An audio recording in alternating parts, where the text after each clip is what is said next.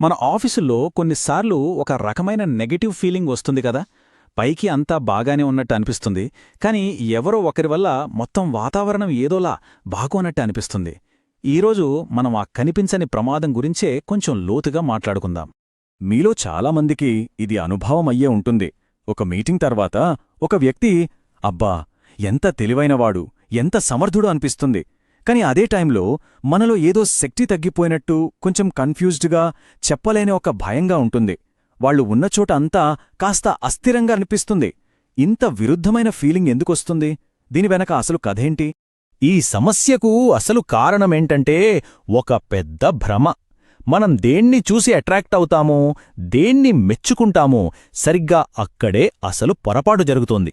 మరి భ్రమ ఎలా పనిచేస్తుంది, మనల్ని ఎలా తప్పుదోవ పట్టిస్తుందో ఇప్పుడు చూద్దాం. చాలా ఆఫీసుల్లో ఏం జరుగుతుందంటే, పైకి కనిపించే లక్షణాలకే ఎక్కువ విలువిస్తారు. అంటే చాలా ధైర్యంగా, ఆకర్షణీయంగా కనిపించేవాళ్లని, ఫాస్ట్గా నిర్ణయాలు తీసుకునేవాళ్లని అబ్బా ఈళ్లే లీడర్లు అని అనుకుంటారు. కాని సైలెంట్గా, స్థిరంగా, నమ్మకాన్ని పెంచేవాళ్లను పెద్దగా పట్టించుకోడు. ఒక మంచి కథ చెప్పి అందర్నీ ఆకట్టుకునేవాళ్లకి ప్రమోషన్లొస్తాయి. కాని ఆ స్టోరీ వెనక ఎంత నిజముందో ఎవ్వరూ చెక్ చేయరు. వాళ్ల కాన్ఫిడెన్స్ ఒక మ్యాజిక్ లాంటిది.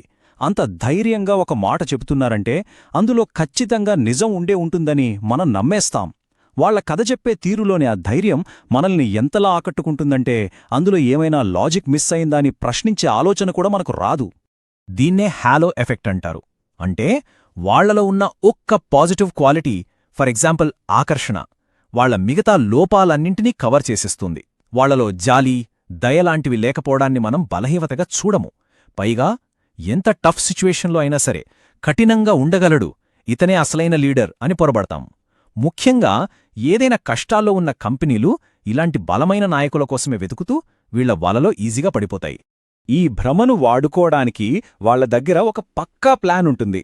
ఇదేమీ అనుకోకుండా జరగదు. ఇదొక చెస్ గేమ్ లాంటిది.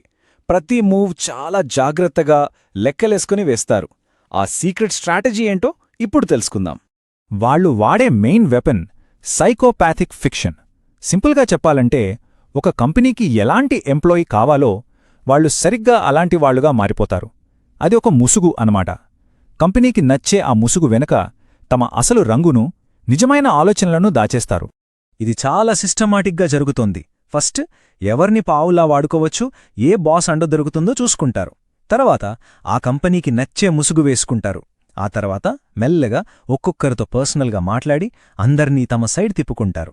వేరేవాళ్ల మధ్య అనుమానాలు, గొడవలు క్రియేట్ చేస్తారు. ఇక చివరికి తమ ఎదుగుదలకు అడ్డుగా ఉన్నవాళ్లని, చివరికి తమకు హెల్ప్ చేసిన వాళ్లను కూడా వెన్నుపోటు పుడిచి పైకెళ్ళిపోతారు. కాని ఇక్కడే వాళ్లకు ఒక వీక్నెస్ ఉంది. వీళ్ల ఆటంతా 1-to-1 మీటింగుల్లో రహస్యంగానే నడుస్తుంది. నలుగురిలో, ఒక టీంలో వీళ్ల మాయలు పనిచెయ్యవు. ఎందుకంటే గ్రూప్లో ఇన్ఫర్మేషన్ ఫాస్ట్గా పాస్ అవుతుంది. ఒకరితో చెప్పిన అబద్ధం ఇంకొకరికి వెంటనే తెలిసిపోతుంది. అందుకే వీళ్లు ఎప్పుడూ ఒంటరిగా ఉన్నవాళ్లనే టార్గెట్ చేస్తారు. అయితే ఈ ఆట ఆడేది కేవలం ఆ ఒక్క వ్యక్తి మాత్రమే కాదు. దానికి తగ్గట్టుగా వాతావరణం కూడా ఉండాలి. సరే, ఇప్పుడు ఆ వ్యక్తి నుండి మన ఫోకస్ మార్చి వాళ్లని పెంచిపోషించే ఆ సిస్టంలోని లోపాలు, ఆ గుడ్డి మచ్చలేంటో చూద్దాం. చాలా సిస్టమ్స్లో ఒక ఫండమెంటల్ ప్రాబ్లం ఉంటుంది. ఉదాహరణకు, ఒక మేనేజర్ తన టీంను విపరీతంగా ప్రెజర్ చేసి సేల్స్ టార్గెట్ రీచ్ అయ్యాడనుకుందాం. ఆ సేల్స్ నంబర్స్ వెంటనే రిపోర్ట్లో కనిపిస్తాయి, అతనికి పొగడ్తలొస్తాయి. కానీ ఆ టీం కాన్ఫిడెన్స్ దెబ్బతినడం, ఎంప్లాయీస్ ఒక్కొక్కరుగా జాబ్ మానేయడం లాంటి నష్టాలు బయటపడటానికి 6 నెలల నుంచి సంవత్సరం పడుతుంది. అప్పటికే ఆ మేనేజర్కు ప్రమోషన్ కూడా వచ్చేస్తుంది. ఈ చార్ట్ చూస్తే మనకు ఆ గ్యాప్ క్లియర్గా అర్థమవుతోంది. చూడండి, విజయాల్ని గుర్తించడానికి పట్టే టైం చాలా తక్కువ, కాని దానివల్ల జరిగిన డ్యామేజ్ని గుర్తించడానికి పట్టే టైం చాలా ఎక్కువ. ఈ మధ్యలో ఉన్న గ్యాపే ఇలాంటి వాళ్లకు అతిపెద్ద సేఫ్టీ షీల్డ్ లాగా, వాళ్ళ ఆట ఆడుకోవడానికి ఒక ప్లేగ్రౌండ్లా పనిచేస్తుంది. మరి ఇలాంటి వాళ్లో ఎక్కడ బాగా ఎదుగుతారు? ఎక్కడైతే నిరంతరం మార్పులు, రీఆర్గనైజేషన్స్ జరుగుతాయో అక్కడ. కంపెనీల విలీనాలు జరిగి అంతా గందరగోళంగా ఉన్నప్పుడు ఇలాంటి కన్ఫ్యూజన్లో ఎవరు నిజంగా పనిచేస్తున్నారో, ఎవరు నటిస్తున్నారో ఎవరూ పట్టించుకోరు. ఇలాంటి అస్థిర వాతావరణాలే వాళ్లకు బెస్ట్ ఆపర్చునిటీస్ క్రియేట్ చేస్తాయి. ఇంత విధ్వంసం సృష్టించడానికి వాళ్ళని నడిపించే అసలు మోటివేషనేంటి? కేవలం డబ్బు, ప్రమోషన్ కోసమేనా? లేక ఇంకేదైనా కారణం ఉందా? ఆ ఎందుకు అనే ప్రశ్నకు ఇప్పుడు సమాధానం వెతుకుదాం.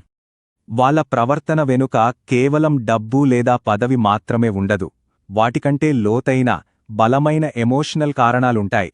అసలు వాళ్లకు మానసికంగా దొరికే ఆ కిక్కేంటి? ఇవే వాళ్ళని నడిపించేవి. ఇవే ఇతరులను కంట్రోల్ చేయడం, వాళ్లపై అధికారం చూపించడం వాళ్లకు ఆనందాన్నిస్తుంది. ఈ ఆఫీస్ పాలిటిక్స్ వాళ్లకు ఒక గేమ్ లాంటివి.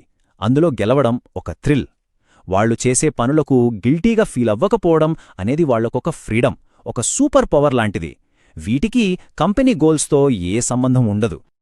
అందరూ టెన్షన్తో ఉన్నప్పుడు వీళ్ళు చాలా కూల్గా, ప్రశాంతంగా, కాన్ఫిడెంట్గా కనిపిస్తారు. దీనికి కారణం వాళ్లలో అపరాధ భావన, జాలి, భయం లాంటి ఎమోషన్స్ లేకపోవటమే. కాని మనం ఆ మానసిక లోపాన్ని ఒక గొప్ప నాయకత్వ లక్షణంగా పొరబడతాం. సరే, ఇప్పుడు ఫైనల్ స్టేజ్కొచ్చాం. ఈ సమస్యను గుర్తించడమే కాదు, దీన్నుండి మనల్ని మనం కాపాడుకోవాలి. దానికోసం మన ఆలోచనా విధానంలో ఒక మార్పు రావాలి. నాయకత్వాన్ని, మన కొలీగ్స్ని అంచనా వేయడానికి ఒక కొత్త యాంగిల్లో చూద్దాం. ఇది చాలా పవర్ఫుల్ మాట. మనం ఎప్పుడూ పర్సనల్ స్ట్రెంగ్త్, పర్సనల్ విక్టరీస్ గురించే చూస్తాం. కానీ ఒక వ్యక్తి వల్ల ఆ టీం, ఆ సిస్టమ్ హెల్దీగా, నమ్మకంతో ఉందా లేదా అనేది చూడటం అంతకంటే చాలా ముఖ్యం. కాబట్టి ఎవరినైనా అంచనా వెయ్యాలంటే వాళ్ల మాటలు, వాళ్ల కాన్ఫిడెన్స్ కాదు చూడాల్సింది. వాళ్ల పనుల వల్ల చుట్టూ ఉన్న వాళ్లల్లో నమ్మకం పెరిగిందా, స్టెబిలిటీ వచ్చిందా, వాళ్లు నిజాయితీగా ఉంటున్నారా, ఈ కొత్త కొలమానాలతో చూడటం మనం మొదలుపెట్టాలి. ఈ అనాలిసిస్ను ఈ ఆలోచింపజేసే ప్రశ్నతో ముగిద్దాం. మనం విజయమని, ఫాస్ట్ గ్రోత్ అని దేనినైతే చూసి ఆశ్చర్యపోతున్నామో అది నిజమైన టాలెంట్ కాకపోవచ్చు. కేవలం ఇతరుల దృష్టిని ఎలా తమవైపు తిప్పుకోవాలో, వాళ్ల అభిప్రాయాలను ఎలా మార్చాలో తెలిసిన ఒక ఆర్ట్ మాత్రమే కావచ్చు. ఈ ఒక్క ఆలోచన మన చూసే విధానాన్ని పూర్తిగా మార్చేస్తుంది.